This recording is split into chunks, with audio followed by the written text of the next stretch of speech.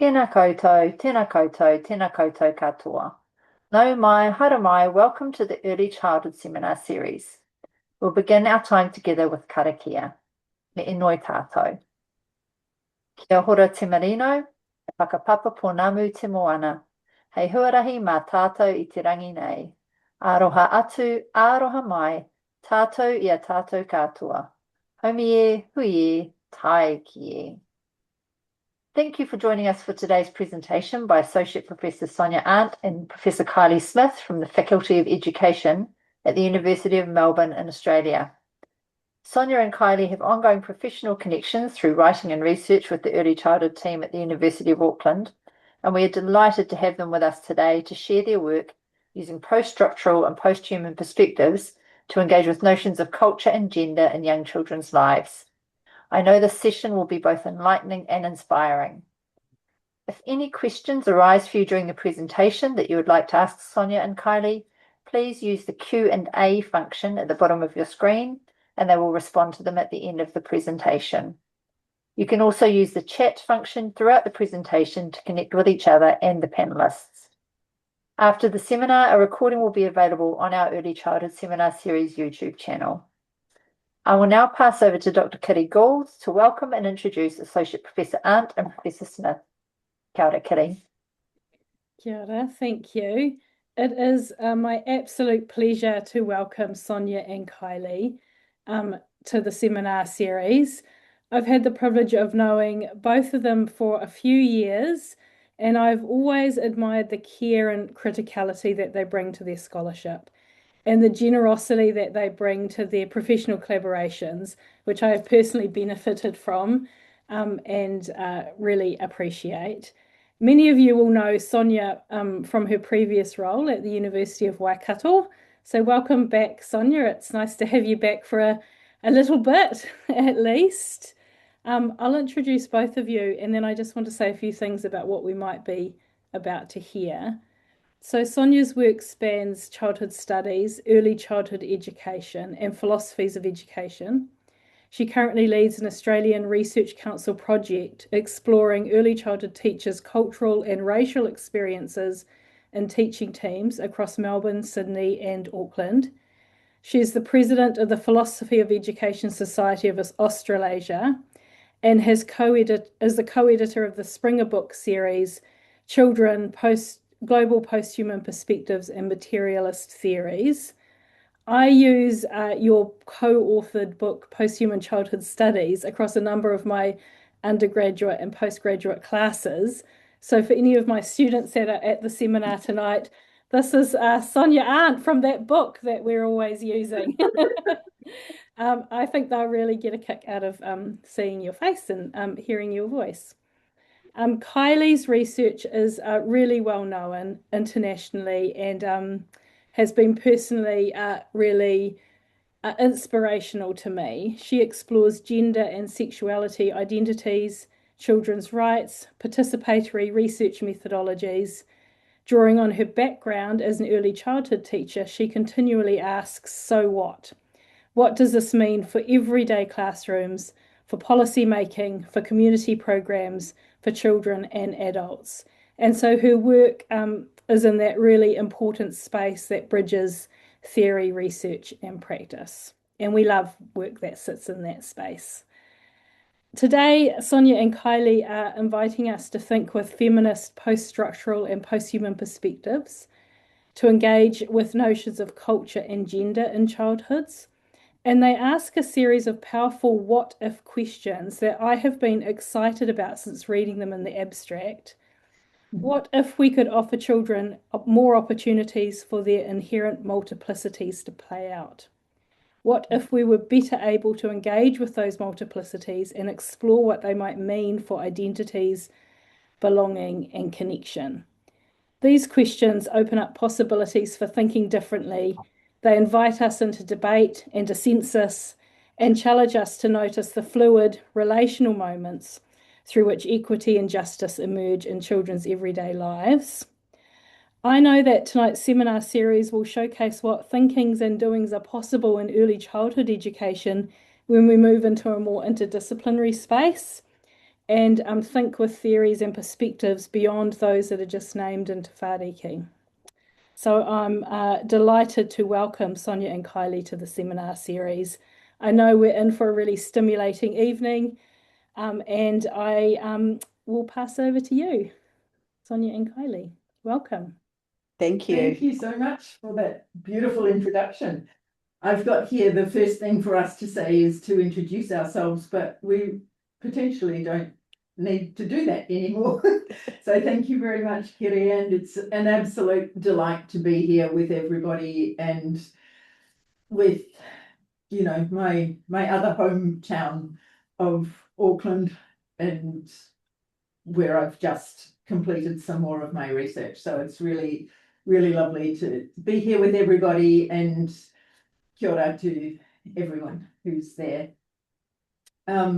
Do you want to? I also just want to thank everyone for the invitation, and Kiri, you know, the work that you do and your colleagues has also inspired us in our work. And so, you know, I think we're going to talk a lot about relational pedagogies, and you know, for us, our relationship with you and the University of Auckland is, you know, an ongoing encounter that always challenges us and opens up questions and invitations for dialogue. So thank you. We're really pleased to be here.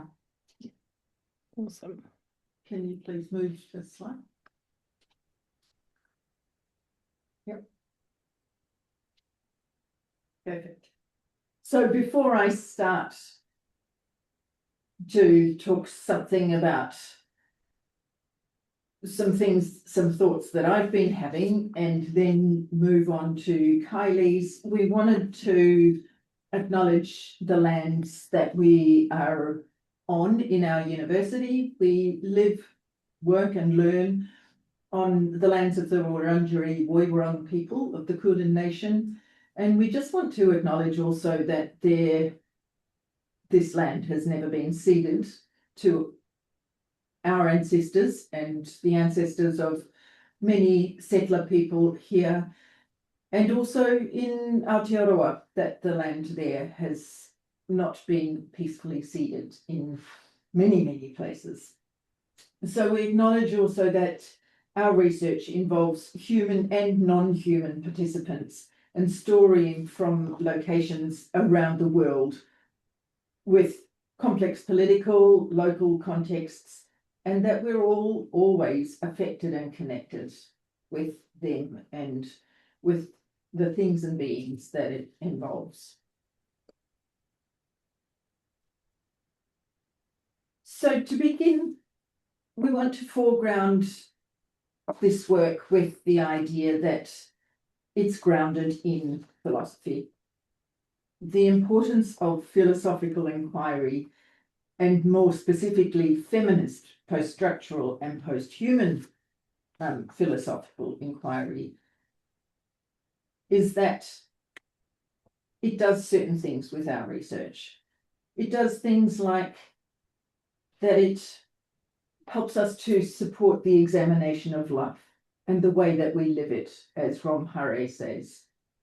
Hare is an historian of philosophy of education, and he speaks about these ideas as the ways that it helps us to get in depth, and it helps us to see the fine-grained detail and the nuances of the ways that we live life. Deleuze and Guattari help us to see that philosophy is the art of forming, inventing, and fabricating concepts. So they speak of the idea that philosophy is about concepts. It's about seeing and conceptualizing what we're looking at. And Braidotti brings in the feminist side of it and talks about the idea of philosophy and posthuman philosophy being about the struggle to empower those who live along multiple axes of inequality. And in both of our research, this is one of the key factors that we speak about and think about. So some of the guiding thoughts for our research arise through philosophical inquiry, and particularly also through that elevation of there being more to our studies than what we see, and there being more to our studies than what is often seen as very human-centered and focused only on the human experience. So as we start to think about these ideas, particularly in relation to childhood, we ask ourselves and each other, what if we rethink where we start? And what if we think about childhood always relationally, always connected with others, others in terms of other children, families, educators, community, but also connected to land, to place, to materials, to policy, and what might that look like in terms of not only how we undertake research, design research, but really think and imagine and engage with childhoods.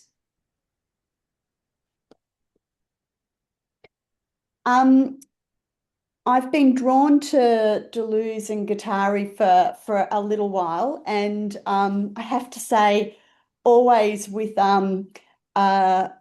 almost a headache, because I think they aren't always accessible in terms of reading theory, and the so what, sometimes you have to search fairly deeply for it. But really starting to think about starting in the middle. And this is really tricky in education, I think, because we have a lot of philosophies that we draw on, both in research and in practice, that are very linear, where we start at one point and then we progress to the next. So even if we think about study, you know, we start off in our studies and then we travel through and then we become, for example, a teacher, or we study and we become a researcher, and then we go on to the next task. So thinking about the middles is always starting to look down, look deeper, and start to create some cracks in these sort of dominant discourses, particularly dominant discourses of childhood and the way that we understand childhood as this becoming adult, and trying to really rupture that sort of thinking.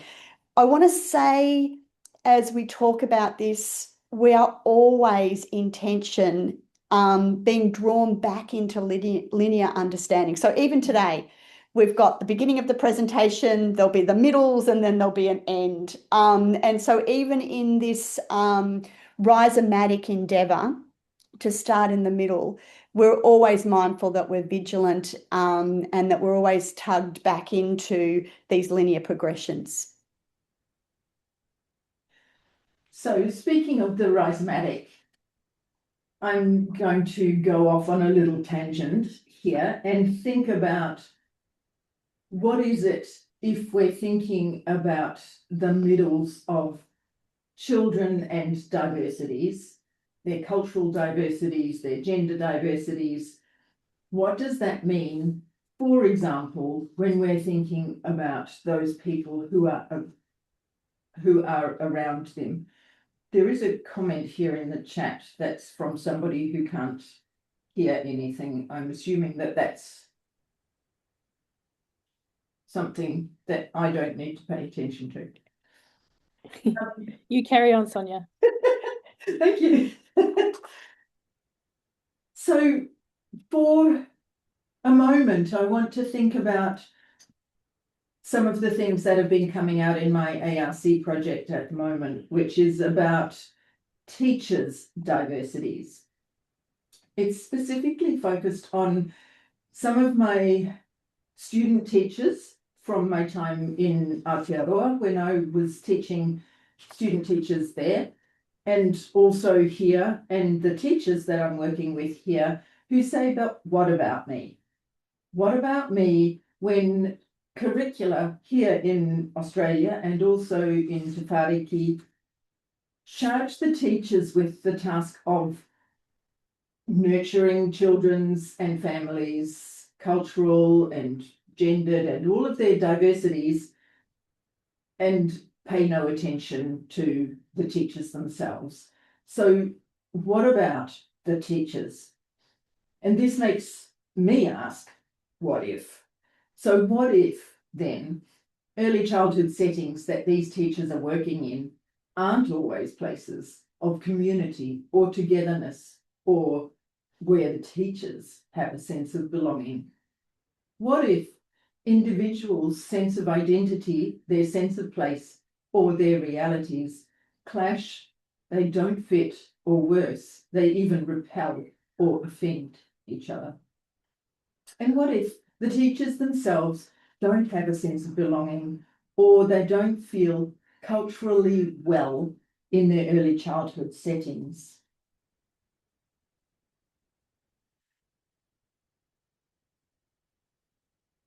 So it brought me to the point where, to elevate teachers' sense of cultural safety and feeling well, their sense of belonging, as crucial to the overall sense of acceptance amongst children and colleagues, meant that we need to consider their positioning within both the early childhood sector and within the wider cultural and community context. So to do this, we can consider diversity as still, for example, commonly seen as a problem. And when it's seen as a problem, that also means that people expect there to be a solution. And this again goes back to what Kylie was saying. If there is one thing, we need to solve it, we need to have a solution, and then we can all live with it and it's all good. But things aren't actually necessarily that simple. So what are the concerns? Some of the concerns with diversity, seeing diversity as a problem, is when it's seen, when the orientation is seen as difference is treated in superficial ways, where it's assumed to add beauty or richness to the early childhood curriculum. And that brings us to, for example, on Culture Day or cultural celebrations, where we can have diversity on those days, but on other days, let's just try and be the same. It might also be when there is a focus on economic rather than educational outcomes or well-being. And when Australia and Aotearoa are seen as harmonious, multicultural societies, we need to rethink then what racial and cultural diversity have to do with elevating the well-being of teachers and educators. When there are concerns with retention and a sense of commitment and belonging in the early childhood sector, that's one of the things that here in Australia, the National Workforce Strategy have brought up to say, we need to be future ready. But what does future ready mean when we still have teachers leaving the sector because they don't feel well, culturally or racially well? So a driving force of the project that I'm working on at the moment is that strengthening early childhood teacher well-being benefits the cultural safety and the race relations for all from a very early age, in early childhood settings, local communities. And the argument here is, and what's coming out, is that it benefits race relations and cultural safety for all children and adults. So speaking about what's coming out in the project, which is coming out through teachers reflecting on their own culture stories, through their histories and their realities. In a sense, we're going back into the middles and recognizing that teachers are never at some kind of a beginning, they're never at some kind of an end. They're always in the middle of what's happening for them in their own lives. Their cultures are not static. Their lives are not static. They're always moving on. And in the words of, for example, Byung-Chul Han, they're always, in a sense, hyphenating their cultures together with the other things and beings that are around them. So they're telling their culture stories of belonging within their teaching teams. This elevates the teacher's cultural identities to emphasize how their experiences crucially inform intercultural realities and relationships in their settings, with the other humans and with the more than humans. The ethical stance that a feminist grounding, for example, what Braidotti was saying about the bringing together those who are on multiple axes of inequality, the feminist grounding asks us to take the emerging teachers' cultural stories into something that sounds like Moxon's and Osgood's idea of sticky stories. Further reflecting the poststructural lens, some common themes are that identities are always infinitely in construction. They're open and evolving. That we're never completely products of our own experiences, always affected, for example, by the things that are going on around us. What's emerging is that their identities are always in flux. They're never static. That identities are rearticulations of complex, constantly shifting realities. And that storying otherness and their own cultures is deeply personal. It's an ethical imperative, therefore. Their stories include such things like that their early childhood centres are absolutely inclusive or very multicultural and inclusive. But at the same time, they tell us how much their understandings of culture have changed, not only since they came to Australia or Aotearoa many years ago, but is still changing, depending on who is in the team on any particular day, for example, which children are there, again on any particular day, even mornings or afternoons. And so it's constantly in flux. That how they see themselves in the children and families when they are from similar cultural backgrounds. That it's good if they can talk to parents and families in their home languages or comfort children as they settle.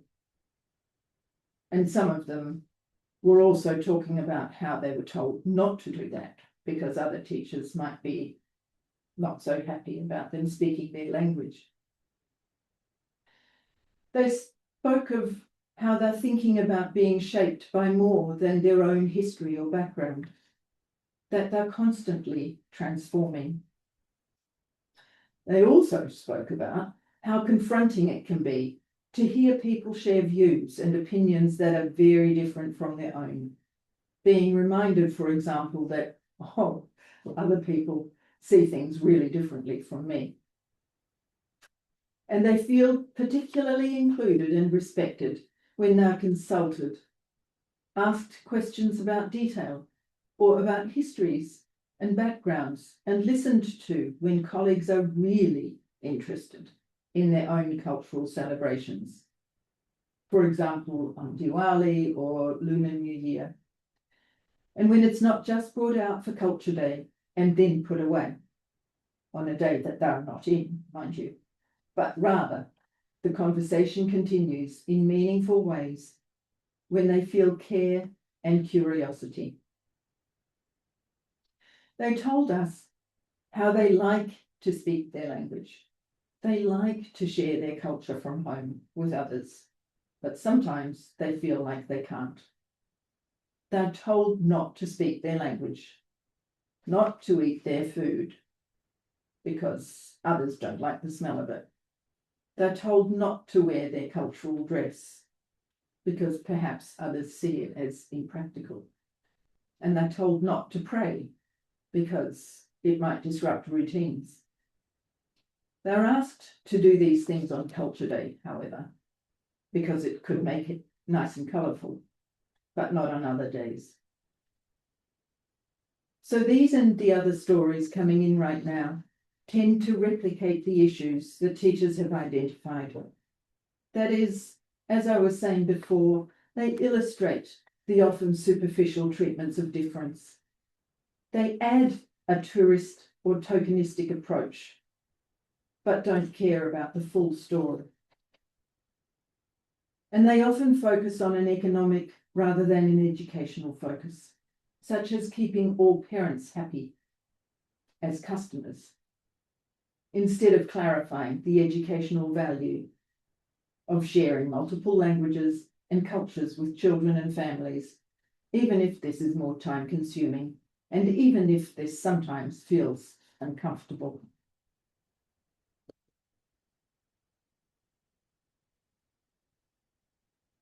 So what's arising from the teachers' diversities and their storying of their own cultures necessarily opens up to the possibility of uncertainties.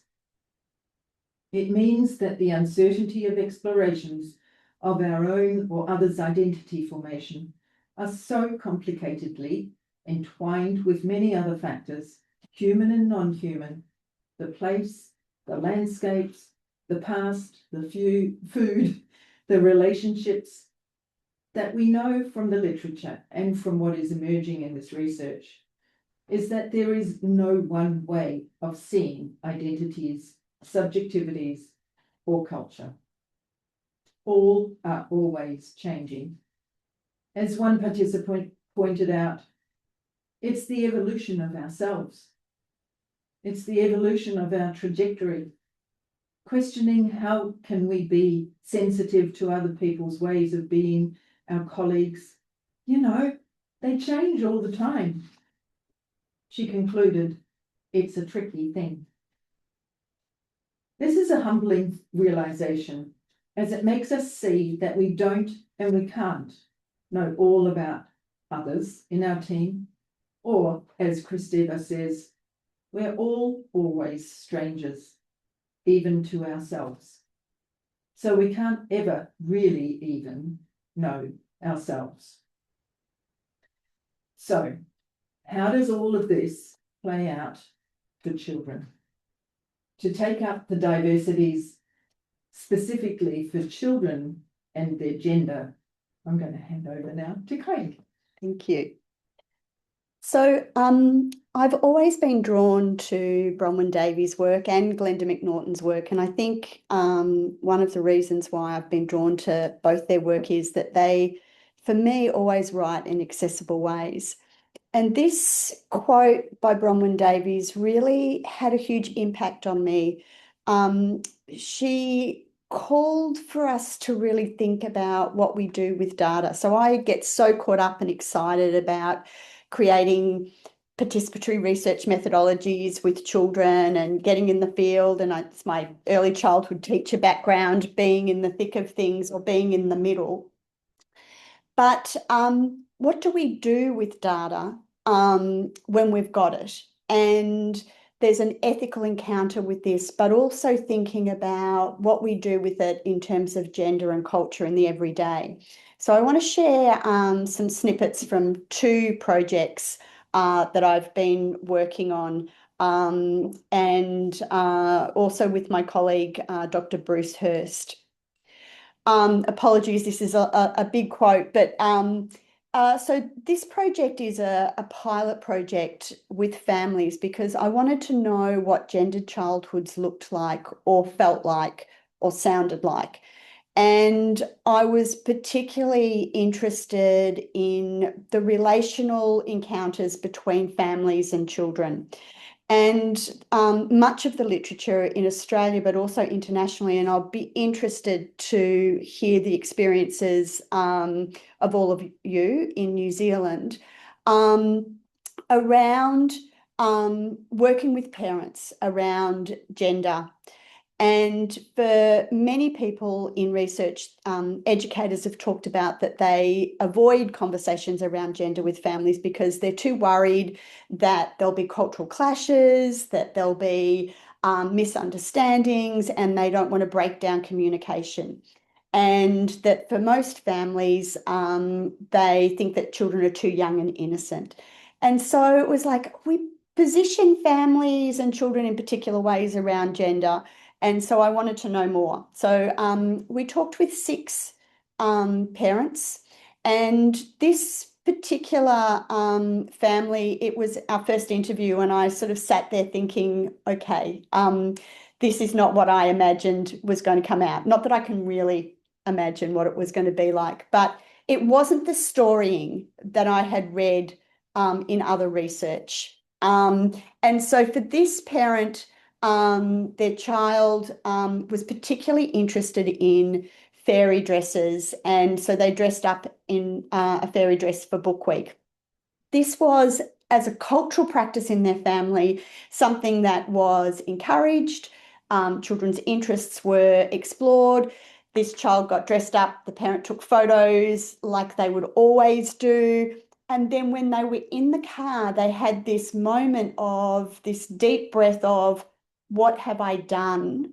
How am I setting up my child? And there was this issue around safety and protection. And so this relationship with materials like fairy dresses and the cultural gender norms, particularly in Australia, around what it means to be boy, what it means to be girl, and this deep concern by the parent around protecting them and what was going to be said, particularly around hate speech and how a child was going to be looked at.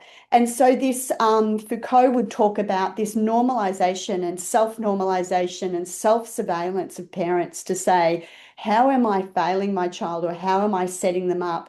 Because of cultural understandings within a particular society. And this parent talked about their partner saying, can we just not do this? Can we just let our children be whoever they want to be, have the childhood that they want in our home, but can we just not set them up for this?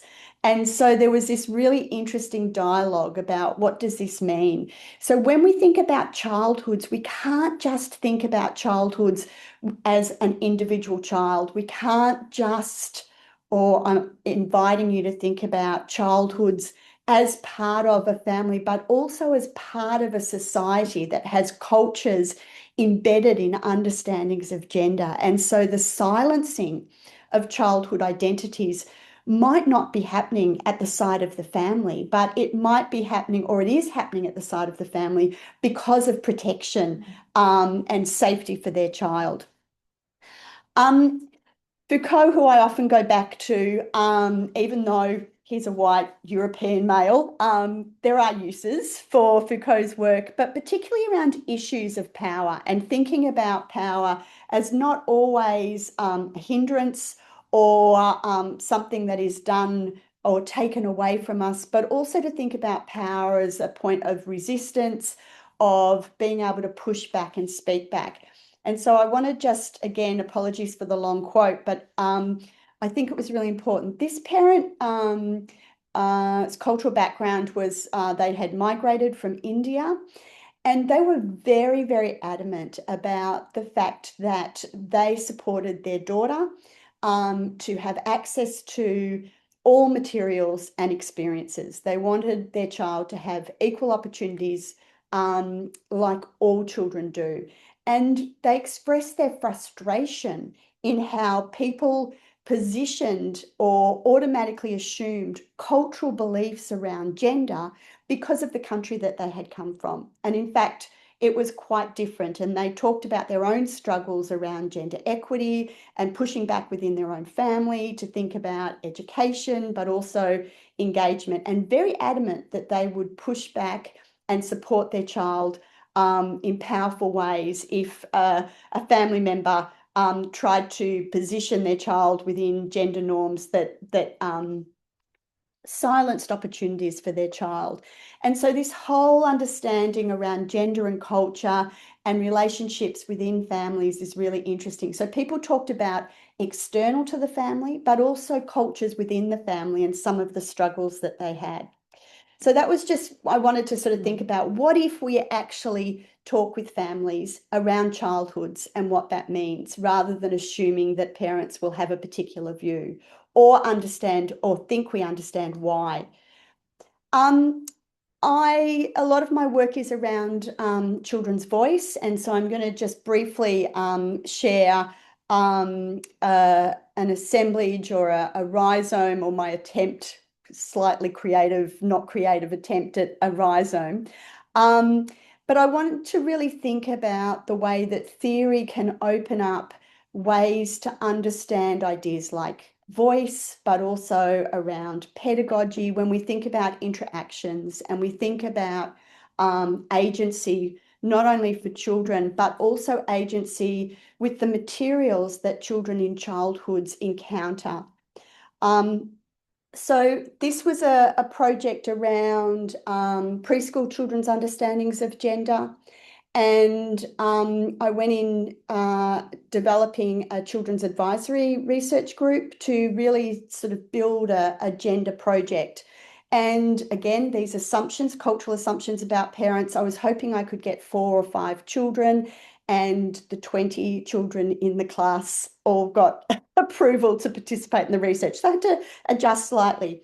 But what became really evident was the importance of not just listening to children's voices, but also noticing the materials around them. And what I started to see as children were talking about pink colours and fairy princesses and dresses and flowers and all sorts of things, I was also noticing the interactions around the materials, particularly the pink pencils, thinking about the clothes that they wore, thinking about the materials, the way that they interacted with the table and chairs, the way they sat with each other, and the gendered cultural materials. And so I started to think about the gender cultured materials that are in the classroom, but also in the everyday, and what that looks like.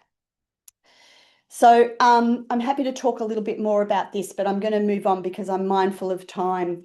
Judith Butler is someone who I think sometimes is really hard to read.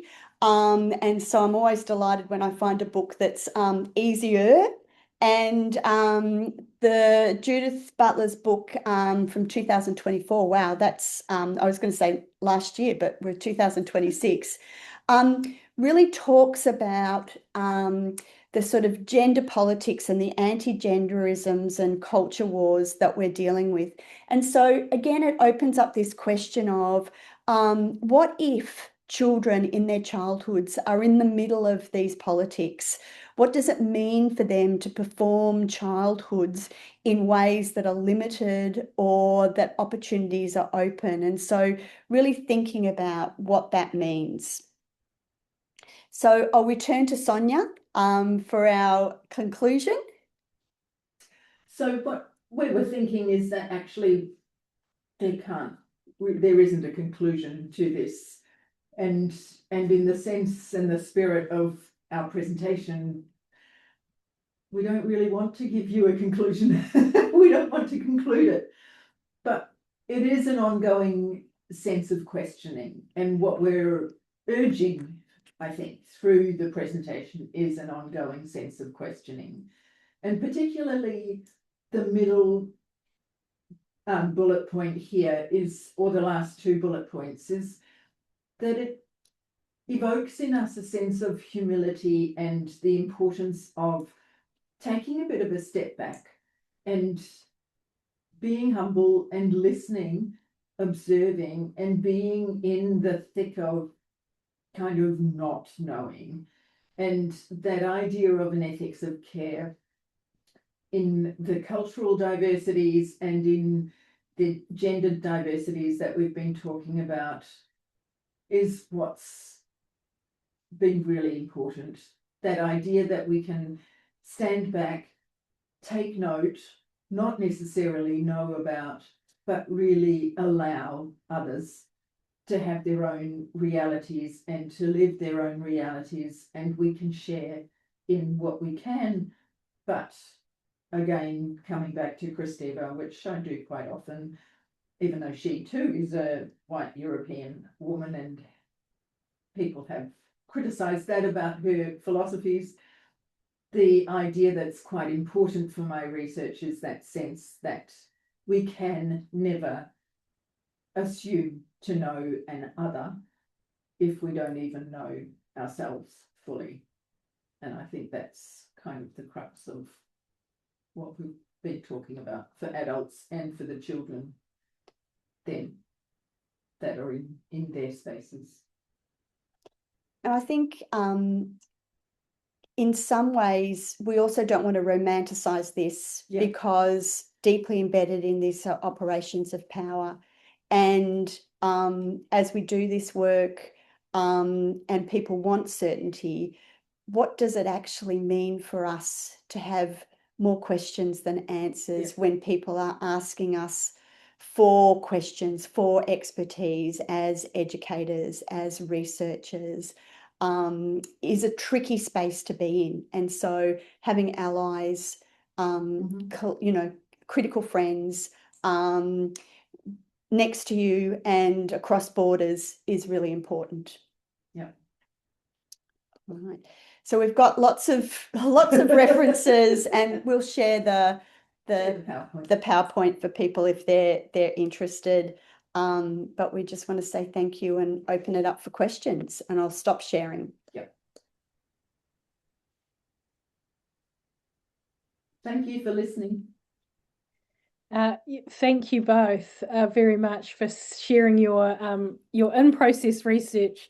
It's always really hard to talk about research when you're in the middle of it, I know.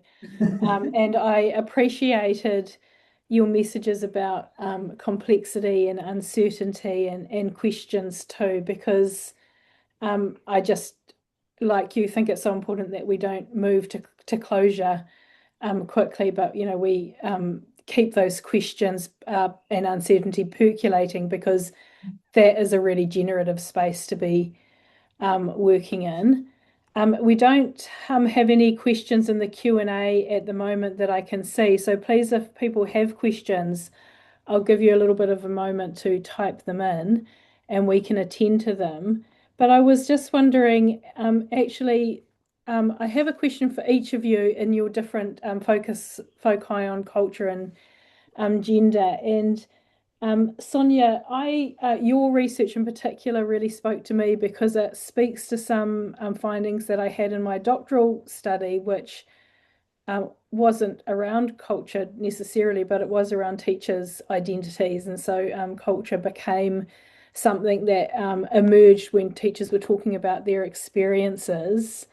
And I like your idea of sticky stories, which are, that idea that the more we talk to each other and the more that we share and story our own lives and not keep those stories as kind of firm chapters, but, as ongoing ways that we're understanding what's happening right now. I think that can be really powerful for teaching teams to work in that space too. So I was wondering if you would be able to share some of the ways that you're working with storying in your research, like what kinds of things are you asking teachers to do? Yeah, so the first thing that they did so it's a 3-year project. The first 2 years we had online focus groups, and then just now they've been in person. So the third year was actually in person. So at each of the focus groups, they spoke about their culture within their teaching teams. So specifically focused on their experiences within their teaching teams. And that, for a start, has been really interesting because they've kind of progressed from this is where I am and this is what's happening to me and around me in my team. And then moved slowly a little bit further for some from, oh, I thought I didn't have a culture, to, wow, I do. And this is how it's affecting me. So in year 2, we got a little bit further into that realm. And in year 3 now, it's been more of what that's actually meant for their relationships and how they've started to work with it. So the aim for the research is that we come out with a co-designed framework for working within teaching teams for early childhood teachers. So that's what we're working on at the moment. In between the focus groups, they were writing their culture stories and sending them to me. And so we opened it up and said, you know, it doesn't need to be in writing. Some people write, some people were speaking on their phones as they were driving home from work and sending me the recordings. One woman did a lino cut and did a diagram of her cultural story, and so it was in whatever multimodal ways they wanted to. Some sent to PowerPoint, and so that's all going to form part of the framework in the end. So it was in multiple ways. Yeah. Short Awesome. answer to you. Yeah. And I appreciated what you said about the teachers in your study, you know, loved it when they felt deeply listened to by their team members, and there was a sense of ongoing curiosity and relationship building rather than just at the, you know, during cultural week or whatever. And it is a little bit disheartening to hear that we haven't kind of moved past those kinds of practices. But it's so important to know that just the act of being curious with each other can be really meaningful for somebody. And, you know, that idea of, you know, getting to know each other and our differences without having to, you know, make everybody the same. One of the things about that listening and the curiosity is that we all know that children feel and observe what's going on between the teachers. Yes. And so the children's cultural well-being is inadvertently or advertently being fostered through those relationships. And that's the intention. That's great. The research. So yeah.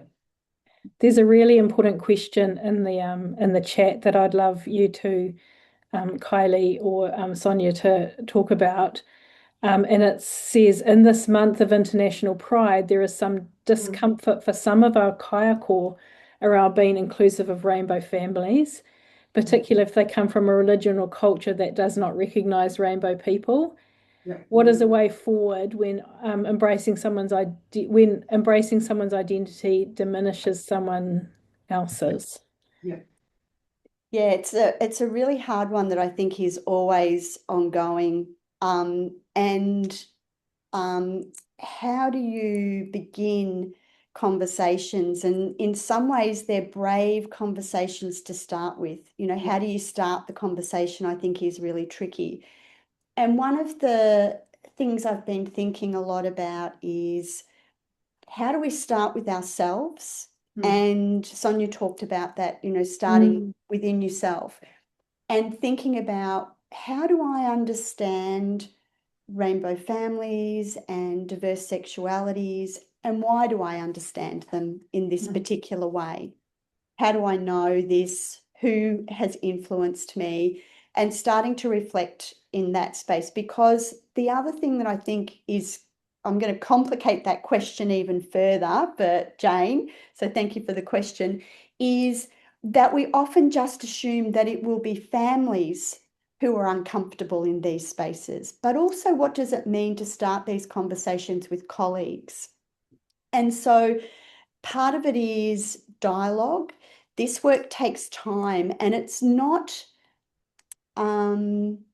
if we're thinking about it in relation, how do we listen to other alternative views and alternative ways of knowing and understand why they think the way that they do, to do that in a respectful way and collaborative way, to create an opportunity for, rather than a consensus. So, you know, Deleuze talks about dissensus. So do we have to have a consensus with all families, with all educators, with everybody in the community? What would a dissensus look like that was respectful, to say, I understand that, you know, this is an uncomfortable space, or this is, and unpicking what does it mean? So what does Pride Week mean? What does inclusion of rainbow families mean? What does it look like? What does it sound like? And sometimes there is an anxiety about how it's going to be talked about. Like, how do you start to have these conversations early? So it's next month, or it's this month that this is happening.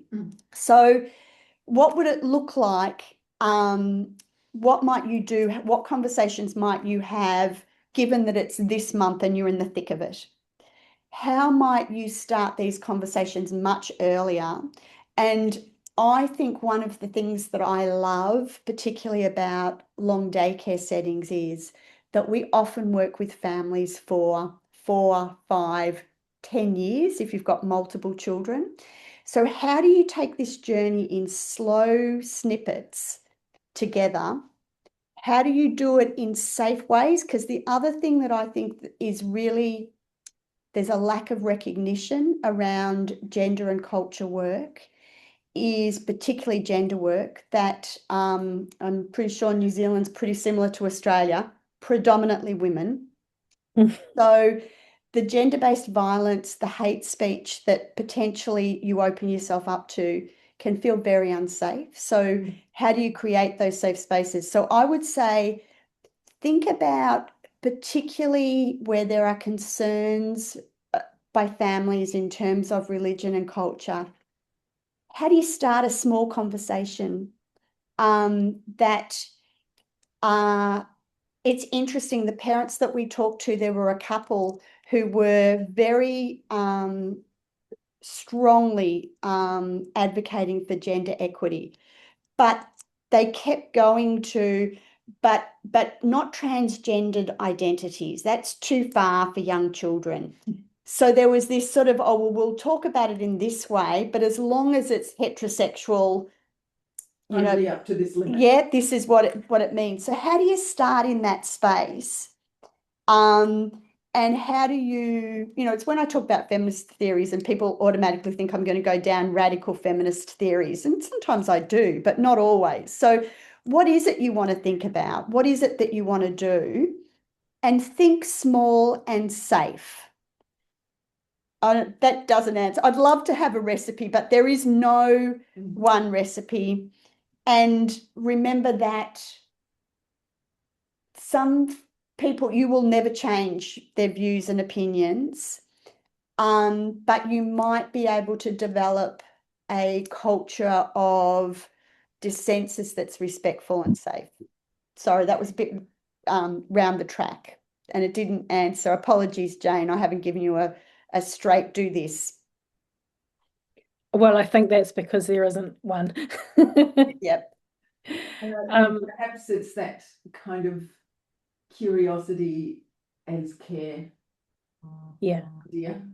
Yeah. Yeah. I really love that idea of beginning with the idea of respectful dissensus, because you know, from the beginning it doesn't assume that we're trying to convince each other of each other's worldview or perspectives, but really just that we're being curious to try and understand where each of us, and including deep examination of ourselves too, like you said, Kylie, including you know, just trying to come to some sort of understanding of each other, I guess, as the launching point for something else.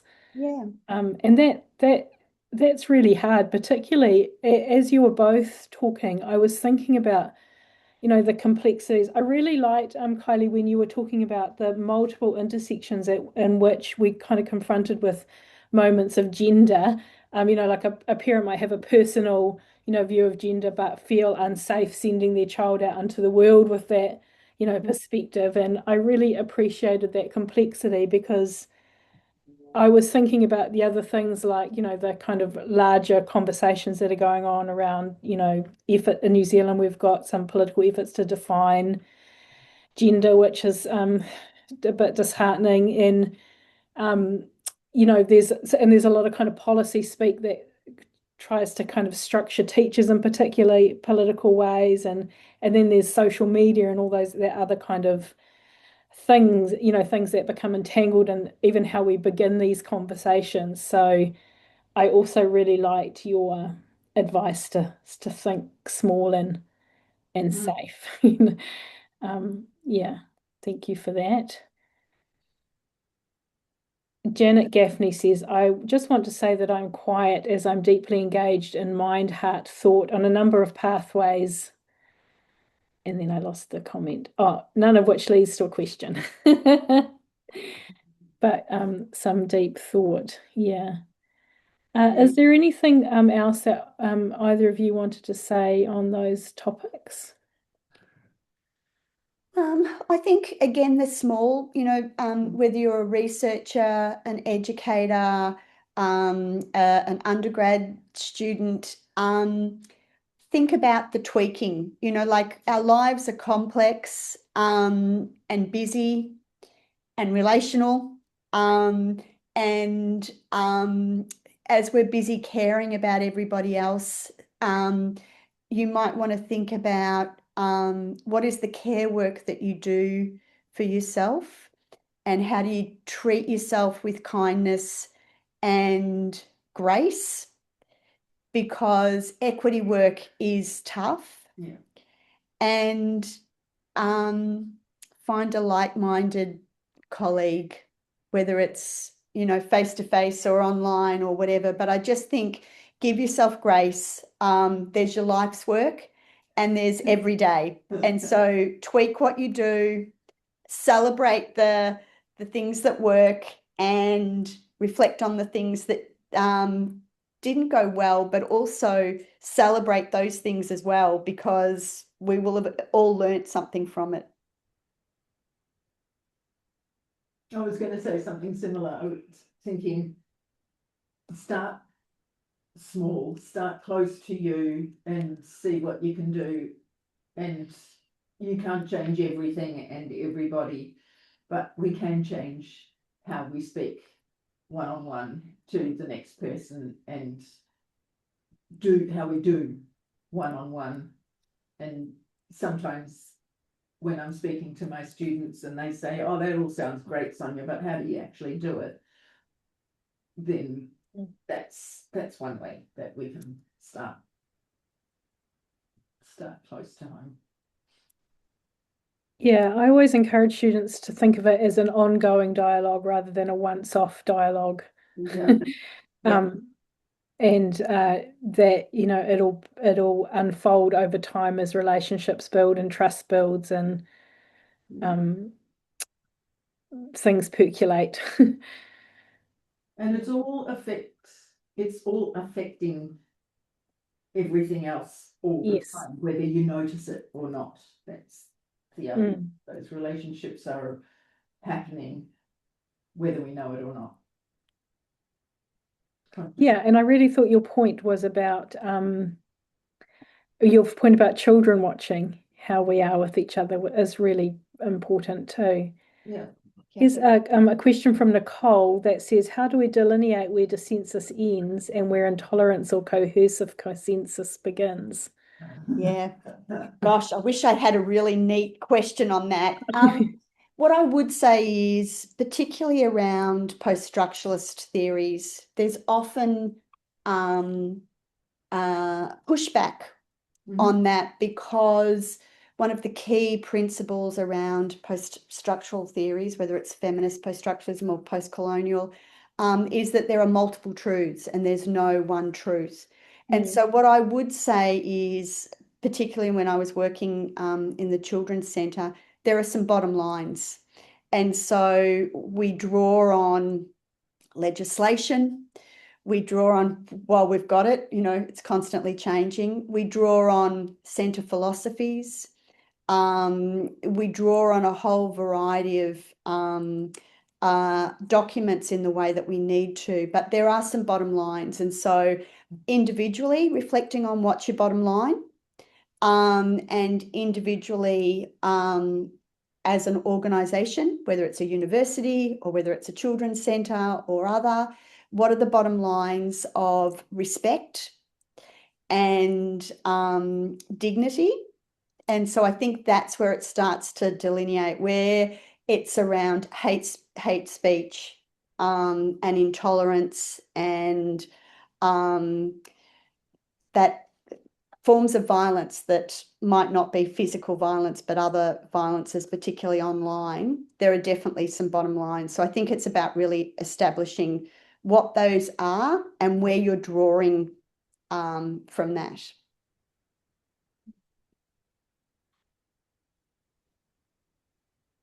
Good answer. Yeah. Nicole, did you have a follow-up question? That's helpful. Thank you. Yeah. Yeah. It is 5:30. So, and there are currently no other questions in the Q&A, but I just wanted to thank you both so much for your, spending some time with us and participating in the seminar series. I know I had a lot of students who were really excited to come and hear you talk because the notions of culture and gender really sitting at the heart of the work that they're doing. And their concerns in their own worlds as well. So and I know that they would have got a lot out of listening to both of you talk today. So thank you really very much. Thank you so much for having us. Yes, thank you. It's been an absolute pleasure. And thank you for the questions. They've got my head spinning now. Yeah. Thanks a lot, everyone, for coming along. Kia ora, Kiri. And thank you very much, Kylie and Sonia, for your presentation. You've really made clear that cultural diversity and diverse gender identities are really complex, and that recognising and celebrating a wide range of cultural and gendered identities and expressions supports children, families and teachers to have a strong sense of belonging and connection in their early childhood communities. And we really hope that this seminar is a reminder and a provocation for those who work with children to reflect on the gendered and cultural norms that they're seeing, or that we're all seeing at play as we observe children, to consider maybe where our own blind spots and biases might be in our teaching practice, and to think not only about how we can support, and I really like that idea of small and soft ways to engage in respectful dissensus, but also thinking about why we are committed to supporting diversity and how we can care for ourselves as we do that work. So ngā mihi nui ki a korua, Kylie and Sonia. We're very appreciative of your time and for sharing your research and your insights.